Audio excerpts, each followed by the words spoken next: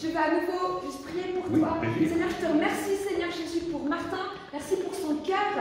Merci pour qui il est. Merci, Seigneur, parce qu'il a répondu à l'appel, lui avec sa femme ce matin, pour la prédication. Et nous voulons te dire, Seigneur, que nous sommes entièrement reconnaissants de sa présence dans ce lieu. Et Seigneur, je sais que ce matin, tu ouvres les écluses et que tu l'utilises avec force, puissance et autorité. Seigneur, qu'il se sente libre au milieu de nous, Père, d'activer son don prophétique, d'activer le ministère que tu lui as donné dans le nom précieux de Jésus-Christ. Qu'il n'y ait aucun frein dans l'esprit contre son ministère, dans le nom de Jésus. Amen. Amen. Sois béni. Alléluia. Bonjour à chacun et à chacune. Ça me fait plaisir d'être là. C'est la première fois que je suis dans ces locaux.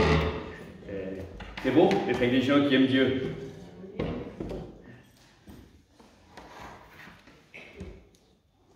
C'est beau parce que Dieu utilise chacun et chacune. Qu'un mot, ça parlait d'Éphésiens 6. Le Seigneur m'a donné une parole pour l'Église avec le mot justice. Amen. Amen. Le Seigneur dit, je suis un Dieu de justice.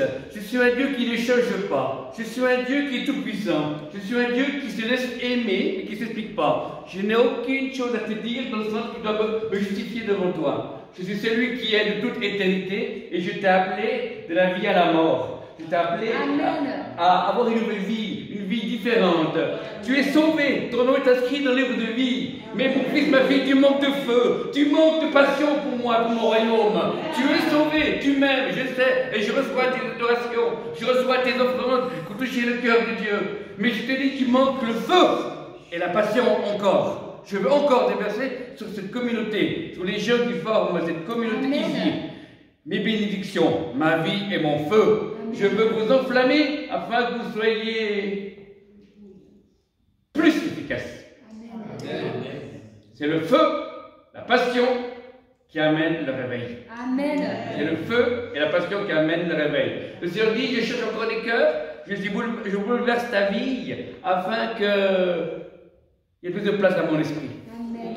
Tu as la connaissance biblique, tu as une certaine expérience de la vie d'église, et c'est bon, dit le Seigneur. Mais je veux encore te rendre fou amoureux de moi. Amen. Parce que quand on est amoureux de quelqu'un, on fait des choses qu'on ne ferait pas en temps normal. Et je sais que beaucoup m'aiment, dit le Seigneur. Et je veux, c'est pas là ce matin pour te culpabiliser, mais parce que je t'aime. Je te donne rendez-vous dans ce lieu pour te dire que tu es à moi pour l'éternité, que personne ne peut te ravir de ma main. Mais j'ai besoin de toi pour que tu sois un vase de gloire quand le réveil viendra, quand mon onction remplira ce lieu et cette région. Le Seigneur dit, je n'ai pas oublié cette communauté parce que tu as peu de puissance, mais tu as gardé ma parole. Je te garderai quand la tentation viendra sur l'habitation, sur les habitants du monde, dit le Seigneur. Alors n'aie pas peur. Redresse la tête, prends courage. Ce matin, c'est une rencontre avec l'Éternel. Ce n'est pas un temps intellectuel d'enseignement théologique. Je suis un Dieu d'amour, un Dieu du feu, un Dieu de passion, un Dieu de résurrection, un Dieu de guérison. Je suis le Dieu d'Israël et des nations. Amen. Je n'ai pas changé, je parle à ton cœur. Amen. Je veux bouleverser tes doctrines qui t'enferment. Je veux t'amener une liberté, une nouvelle maturité, afin que tu découvres que la foi en moi est une foi de vie et de liberté. Et je veux mettre plus de vie en toi, dit le Seigneur, parce que la flamme s'est un peu éteinte, et le Seigneur dit, je veux te rallumer, je veux te donner une nouvelle manière de maintenir ce feu que je t'ai donné, car bien des fois, plusieurs d'entre vous ont été allumés par l'Esprit de Dieu réellement, mais ils se sont éteints au fil des jours, des mois et des années. Mais moi, je veux te rallumer ce matin, parce que c'est moi qui suis le Dieu des lits, le Dieu du feu, le Dieu qui ne change pas. Je fais toutes choses nouvelles, et je n'ai pas oublié la Suisse, je n'ai pas oublié cette ville du Verdon, je n'ai pas oublié. Mes yeux sont sur cette communauté, sur cette ville, sur ce pays. Je vous ai appelé à être dans l'armée des éclaireurs, des groupes de reconnaissance. Dans l'armée, il y a plusieurs groupes, différentes sections, et vous êtes un groupe de reconnaissance. Parce que vous êtes peu nombreux, mais vous pouvez être rapide, efficace et voir des choses que les autres ne verront pas tout de suite. C'est moi qui ai choisi. Que celui qui a des oreilles écoute ce que l'Esprit dit à l'Église ce matin. Amen. Amen.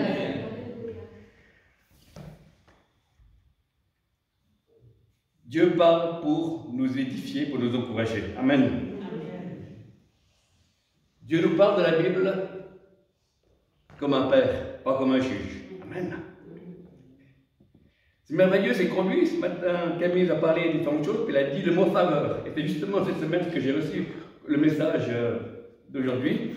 C'est la faveur de Dieu. C'est le titre du message d'aujourd'hui. Alors je vous invite dans Josué 1. Josué 1, verset 17. Il n'y a qu'un seul verset. Josué 1, verset 17. Nous t'obéirons comme nous avons obéi à Moïse. Seulement que l'Éternel ton Dieu soit avec toi comme il a été avec Moïse. Je relis parce qu'il n'y a qu'un seul verset. Josué 1, verset 17. Nous t'obéirons comme nous avons obéi à Moïse. Seulement que l'Éternel ton Dieu soit avec toi comme il a été avec Moïse. Moïse et Josué, c'est des gens qui avaient la faveur de Dieu. Amen. Amen.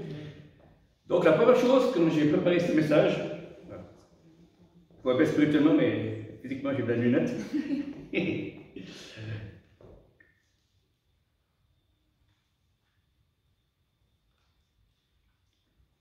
Dictionnaire dit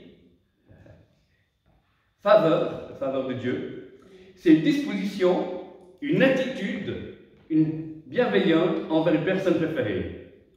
Attitude bienveillante envers une personne préférée. Amen. Amen. On est tous préférés de Dieu. Amen. Il n'y a pas des gens qui sont plus ou moins aimés de Dieu. Amen. On est tous aimés. Par contre, où il y a une différence, on peut être plus proche de Dieu ou plus loin de Dieu. Mais son amour ne dépend pas de nous, donc on est tous sur le même niveau. Tu es auto-aimé que Billy Hill, tu es auto-aimé que ton pasteur, tu es auto-aimé que n'importe qui, parce que l'amour de Dieu ne dépend pas de ce que l'on fait. L'amour de Dieu dépend de lui. Amen.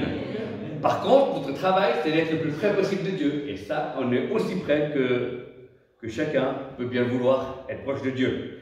Dans l'épître de Jacques, Jacques nous dit, approchez-vous de Dieu et s'approchera de vous. Amen. Nous, on a fait le premier pas, on doit vouloir, et lui, il fait le reste. Il est tout-puissant, il est merveilleux. Et on apprend à le connaître. Donc, Dieu peut accorder sa faveur à n'importe qui, n'importe quand, n'importe qui et n'importe quand. Amen. La faveur divine ouvre les portes pour accomplir le plan de Dieu. Amen. C'est merveilleux. Il y a quelques années en arrière, je me promenais dans la rue, puis il y a un ami à moi, chrétien, qui vient vers moi, puis il dit, Martin, c'est merveilleux, il y a un séminaire prophétique en France, et je sais que toi tu aimes bien ça, alors je te montre le prospectus, mais il y a quelque chose de bizarre dans le prospectus, il y a un orateur qui porte le même nom que toi, et il habite en Suisse. Ah bon? Puis il n'y avait pas les photos, il y avait le nom, c'est marqué Martin Charton. Et puis, ok, bon. Très bizarre. Puis je disais, mais il est bizarre, Martin Charton en Suisse, moi je ne connais pas beaucoup. Et je devais prêcher samedi, et le vendredi de la soirée, je reçois un téléphone de Belgique en disant, il y a quelqu'un, des organisateurs qui avait retrouvé un numéro de téléphone à moi, qui me dit, mais on s'excuse, Monsieur Charton, mais on a trouvé votre numéro ce matin, vous êtes orateur samedi. Alors, ça c'est la faveur de Dieu. Je n'ai pas choisi, et ça m'a ouvert une porte pour être avec des hommes et des femmes de Dieu. C'était à Montélimar, avec mon ami Michel et Nathalie Chevalier, et c'était des réunions de la présence de Dieu. Et là, j'ai pu être avec eux, j'ai pu apporter ce que Dieu avait mis en moi, et ça a commencé, tout notre temps, ils m'ont invité. Et c'est fantastique. Comme l'humour de Dieu, si Dieu veut nous trouver, ici on nous trouver. Alléluia. Et c'était marrant pour me Seigneur s'est pris, pour me surprendre. Et je n'ai pas eu le temps de me préparer aussi bien que les autres, mais je n'ai pas été moins béni. Pourquoi? Parce qu'il y a la faveur. La faveur de Dieu, c'est immérité, mais quand un homme et une femme rentrent dans une vision, rentrent dans ce que Dieu veut, il y a une faveur qui vient. Il y a une bénédiction spéciale, qui est Madine. Pas de China, mais Madine céleste. Amen. Ça, c'est la vitamine C, vitamine céleste. Dieu est avec toi. Et là, on a vu dans Josué 1 que l'Éternel Dieu puisse être avec toi comme il était avec Moïse. On a vu que Dieu était avec Moïse. Et un leader, maintenant, à nos jours, dans l'Église ou dans une œuvre chrétienne, Dieu doit être avec lui. Amen. Dieu ne fait pas tout ce que le leader veut, mais il doit y avoir des moments où Dieu pointe, montre que c'est lui ou elle le leader. C'est des choix que Dieu a faits. Mais on peut tous avoir la faveur de Dieu pour une place de travail. Là aussi, Dieu est tout-puissant. On m'a raconté ce témoignage pour ceux qui cherchent une place de travail, comment Dieu peut agir quand on a sa faveur. Il y a une jeune fille qui va dans le bureau du patron et il présente son CV, tout ça. Le patron dit oui, regardez, c'est rapide, j'en ai 30 là. 30. Voilà. Et puis il lui montre bien, je mets le vôtre tout dessous. Et puis c'est ma secrétaire qui va prendre le CV, puis elle ne va pas tous les lire, mais elle va en lire le maximum. Alors, voilà, on va peut-être se revoir. Elle quitte le lieu, et là, le miracle de Dieu, c'est que pendant la nuit, il y a un ange qui est venu dans le bureau. Il a pris le CV que le patron avait mis tout dessous, et il l'a mis tout dessus. Amen. Et le lendemain, la secrétaire est venue, elle a pris le premier dossier, après elle a eu un téléphone important qu'elle n'a pas d'habitude, elle a dû téléphoner, elle n'a pas pu lire les autres CV. Et c'est cette femme chrétienne qui a eu la place. Amen. Amen. Voilà, rien n'est impossible à Dieu si Dieu veut que vous soyez à une place au niveau professionnel, à une place au niveau spirituel, il est avec nous. La faveur de Dieu, Dieu ne doit rien. Amen. C'est nous qu'on doit tout à lui, mais il ne doit rien. Mais il nous aime tellement. C'est une marque dont il nous montre qu'il est avec nous. Et ça fait plaisir. Parce que dans la vie qu'on vit tous les jours, on ne croit pas toujours que Dieu est avec nous. Amen. Avec tout ce qu'on voit, tout ce qu'on entend, les médias, avec le Covid, avec tout ce qui se passe, les gens sont dans la peur. Il y a un esprit de peur qui est sur l'habitant de la terre, aussi bien croyants et pas croyants. Et nous, on ne doit pas tomber dedans. On doit être dans la paix, dans le calme et la confiance, que ça auto-force. Et puis, fois, je suis tellement en paix, j'oublie qu'il y a ce Covid, et puis, de temps, je vois quelqu'un qui a un masque sur la figure, ça me rappelle qu'on vit encore ça. Voilà. Et puis, ce jour-là, je ne fais plus la peine masquée. La faveur de Dieu c'est pas quelque chose qu'on mérite. Amen. On ne mérite rien. Amen. Dieu nous a aimés le premier. Éphésiens nous dit qu'on a été bénis de toute vision spirituelle dans les lieux célestes en Christ. C'est lui qui baptise cet esprit et le feu, on ne peut pas s'auto-allumer. Il faut les allumer, mais ils ne sont pas allumés par Dieu. C'est lui qui veut les allumer. Et ça vient d'un cœur, d'une passion, d'une vision.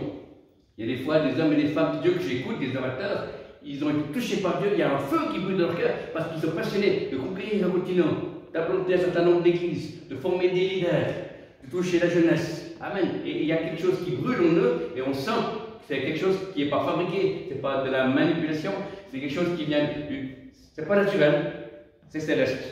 Et après ça, je vous rappelle que l'église, elle n'est pas terrestre, elle est céleste. Amen. Ce n'est pas une invitation des hommes, c'est une invitation de Dieu. Amen. Amen. Et les hommes ont voulu faire de cette église une habitation terrestre, avec des raisonnements, avec l'intellectualisme. Mais l'église de Jésus-Christ, c'est une église de pardon, de puissance, de vie, d'autorité et de délivrance. Et la puissance où les anges se manifestent. C'est une succursale du ciel. Les églises locales doivent être des succursales du ciel. Amen. Et non pas des salles d'attente pour chrétiens à moitié morts qui attendent l'enlèvement. Amen. Nous devons avoir le ciel ouvert et les pieds sur terre. Amen. Nous devons aimer les uns les autres. Et on a découvert qu'avec ce demi-confinement, je téléphone à beaucoup de monde, il y a beaucoup de compassion. Et un des fruits de ce demi-confinement, c'est que ça a abattu les murs d'église locale. Amen. Je peux prier avec n'importe quel frère ou n'importe quel serviteur de Dieu. Il n'y a plus de barrière d'église locale. L'église locale, c'est important, bien sûr, pour notre identité, pour notre édification, pour couvrir notre ministère. Moi, je suis là, je fais partie d'une église locale où mon pasteur, il sait que je suis là, il m'appelle. Et voilà, il m'a béni. Amen. Et il en a besoin. Mais pour les cœurs, pour l'amour, pour prier, on peut aller au-delà. Et c'est l'unité. Et quand cette unité sera encore plus forte, la puissance de Dieu va se manifester davantage. Parce que c'est la puissance de l'unité qui a la vie, qui a le miraculeux. Amen. Il peut longtemps avoir d'autres miracles, des guérisons sans ça, parce que Dieu fait ce qu'il veut. Mais en réalité, c'est l'amour, la foi et l'unité, pas la nullité, l'unité, que Dieu déverse sa puissance, afin que nous puissions avoir la vie. Dieu veut guérir parce qu'il nous aime, parce qu'il a tout accompli à la croix. Le salut est accompli, mais également la guérison. Donc, il n'y a aucune personne que Dieu ne veut pas guérir. Amen. Il n'y a pas de récit de la Bible où Jésus a refusé de guérir quelqu'un. Il faut continuer. Moi, j'ai ça dans mon cœur qui Dieu veut plus de guérison que les églises locales. Pas dire que tout le monde se guérit, mais plus. Si déjà on peut passer du plus, après on peut penser à tous. Comme des conversions. Plus de conversions. Plus de dons spirituels. Plus de personnes appelées au ministère. Plus de louanges, plus de vie. Amen. On a un Dieu plus. Amen. Alléluia. La faveur divine est là pour toi individuellement. Quand tu avances, tu développes, la faveur de Dieu est là. La faveur divine est là également pour notre Église, pour l'Église, avec un grand E comme un petit E. Dieu veut bénir chaque Église. Amen. La faveur est là également pour les nations.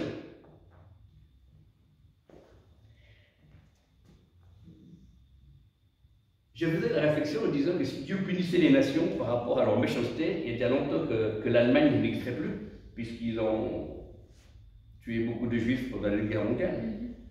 Si Dieu serait juste, il aurait pu tout de suite détruire l'Allemagne, mais non. L'Allemagne est devenue une nation puissante économique, et il y a beaucoup de serviteurs de Dieu et des églises allemandes qui sont très solides actuellement. Voilà.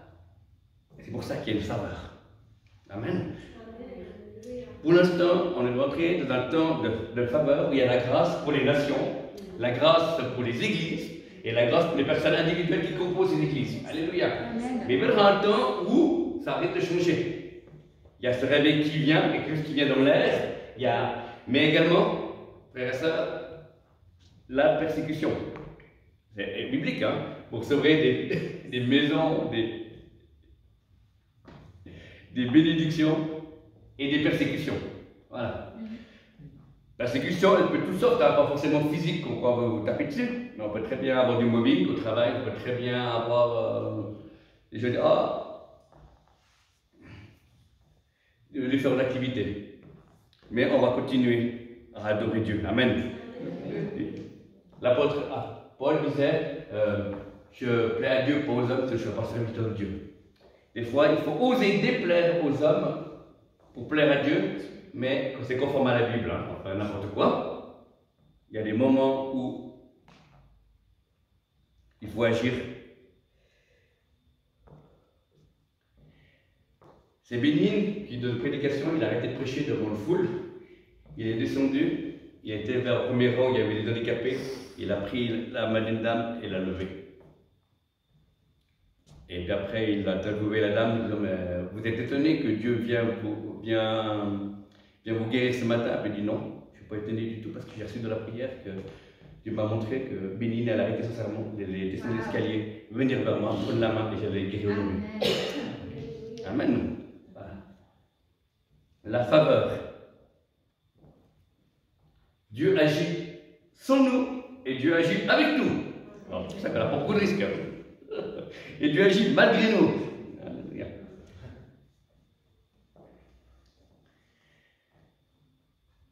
Rester connecté au cœur de Dieu, c'est aussi une faveur. Quand j'étais plus jeune, pas en âge, de la foi, quand je péchais, je m'éloignais de Dieu, je prenais une semaine, 3-4 jours avant de revenir à Dieu. Et tandis que maintenant, quand je pêche, je reviens tout de suite. Amen. Amen. Le plus court, je sens qu'il n'y a plus de contact, je reviens plus rapidement sous les ailes de l'Éternel pour pouvoir, moins possible, perdre ce contact avec Dieu. Plus tu es en contact avec Dieu, moins tu vas pécher. Amen. Amen. Moins tu es en contact avec Dieu, plus les choses du monde, les choses mauvaises t'attirent comme un héros et tu ne peux pas rester. Alors si tu te sens attiré par les choses mauvaises, vois où tu en es, tu ne sortais pas. Reprends-toi et Dieu te remplira et tu pourras faire avoir le choix de dire non au péché. Amen. Amen. Mais c'est la Bible est claire, c'est si nous péchons, dans 1 Jean, nous avons un avocat, Jésus-Christ le juste. Si, on n'est pas obligé de pécher. Amen. C'est une bonne nouvelle. D'ailleurs, c'est ça la bonne nouvelle. C'est que Jésus est mort ressuscité afin que nous ayons la vie éternelle. mais également que nous connaissions lui. Et c'est ça qui est plus passionnant. C'est d'apprendre à connaître Dieu. Pas seulement des versets de la Bible, c'est déjà bien, mais des actions de Dieu. Des expériences spirituelles avec Dieu. Des fois, Dieu vient dans mon travail. Je suis chauffeur livreur de médicaments et des fois, Dieu vient dans la voiture.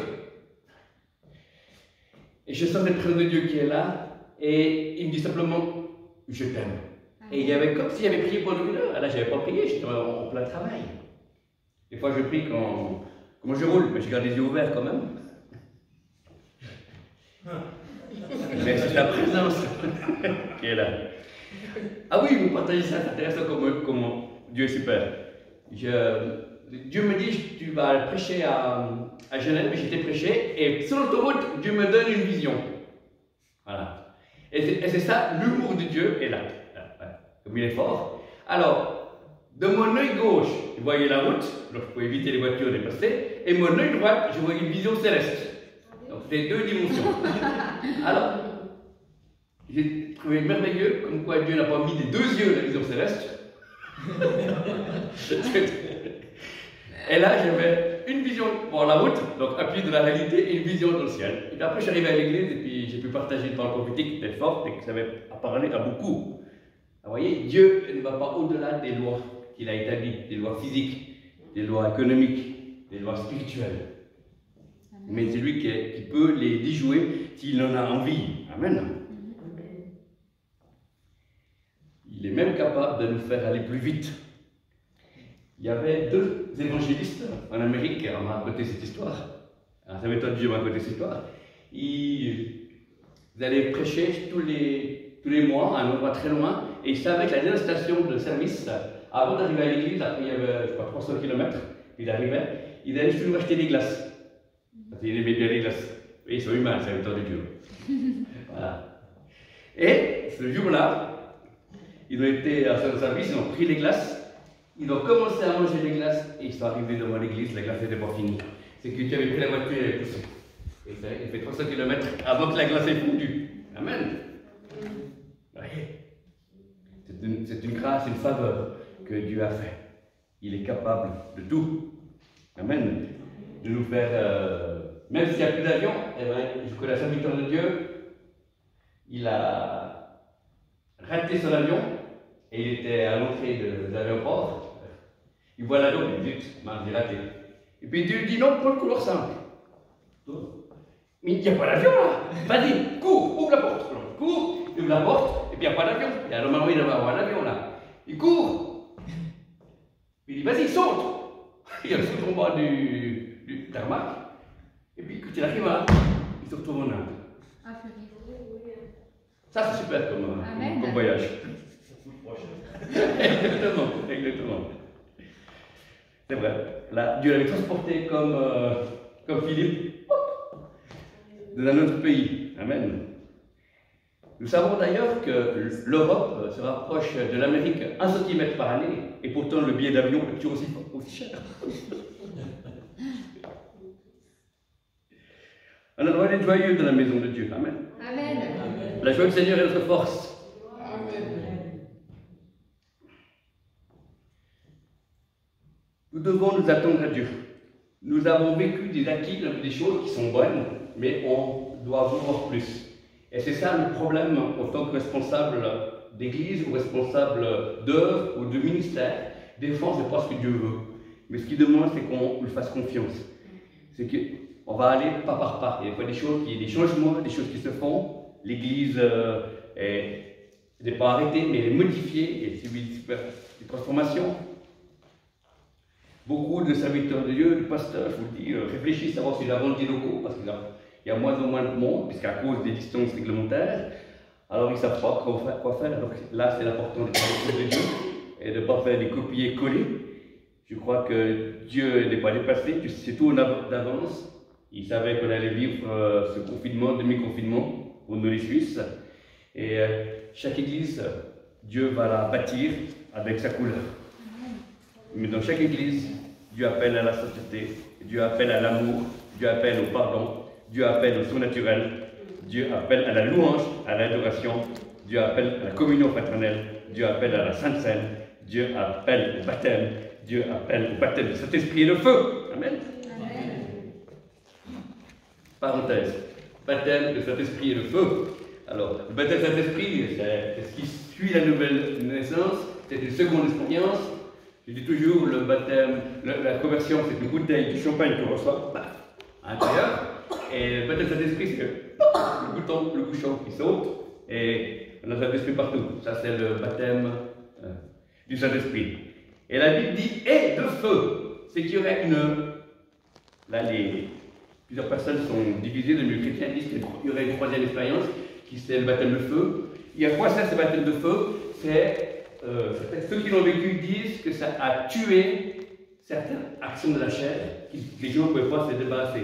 Je prends un exemple, la serviteur de Dieu a eu un problème avec de la drogue, avant qu'il soit converti, après il a servi Dieu, mais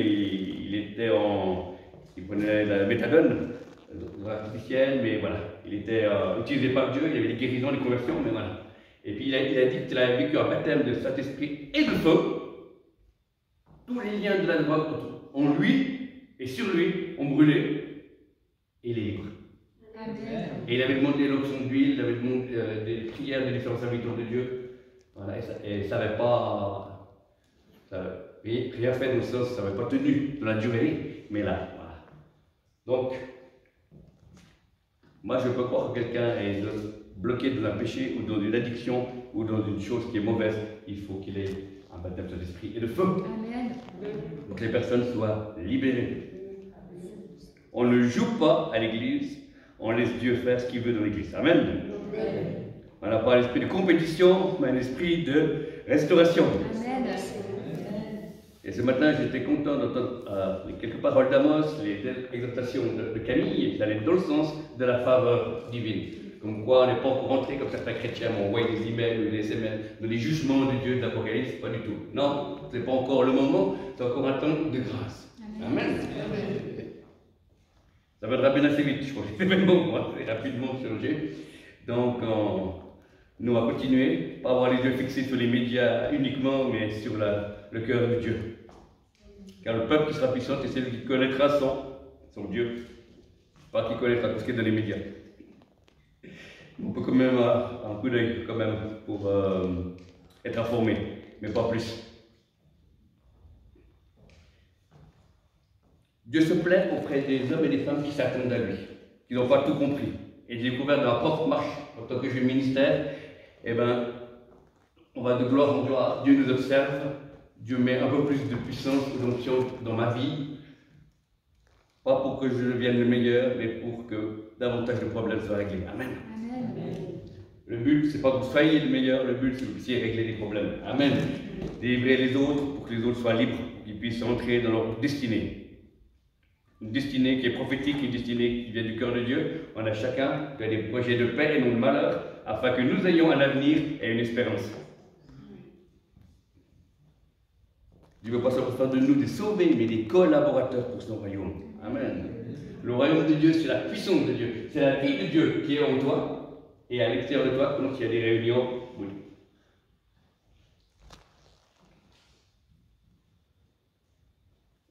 L'Église s'est arrêtée sur des acquis. On a dit maintenant tu es baptisé d'eau, baptisé d'esprit, maintenant tu sers un peu de l'Église, tu es ancien ou diacre, tu es arrivé.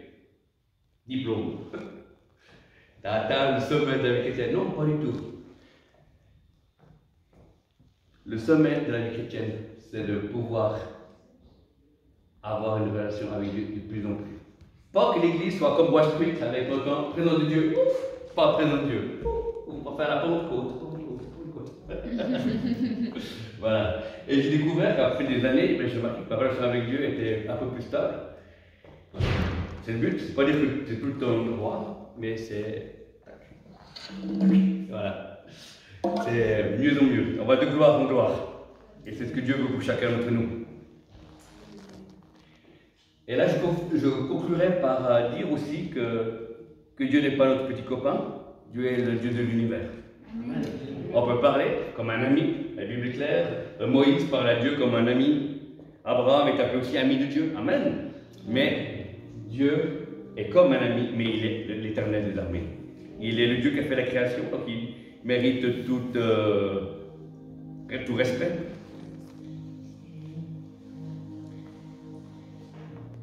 Et Dieu va permettre, comme ça m'est arrivé à un moment donné, un court moment, mais ça c'est pas grave, où Dieu va permettre que personne ne vous appelle, va permettre l'incompréhension, comme un taux de solitude, où c'est sa relation avec lui qui va être privilégiée. Et comme une relation est plus proche, et bien la grâce de Dieu est là pour pouvoir que les gens te rappellent et tu peux vivre la communion fraternelle. Mais ça m'a fait très drôle de quelqu'un qui est assez entouré, très communicatif.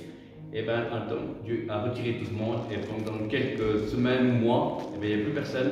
Je n'étais pas encore marié à cette époque-là. Et puis après, Dieu a ramené. Mais c'était un temps d'épuration pour approfondir la relation avec Dieu. Et aujourd'hui, où je suis arrivé, et ben, je suis content parce que je ne serais pas aussi loin si je ne serais pas laissé faire par Dieu. Que le Seigneur vous bénisse. Merci d'avoir accueilli la parole de Dieu. Et maintenant, on va passer à un temps de prophétie personnelle. Alléluia.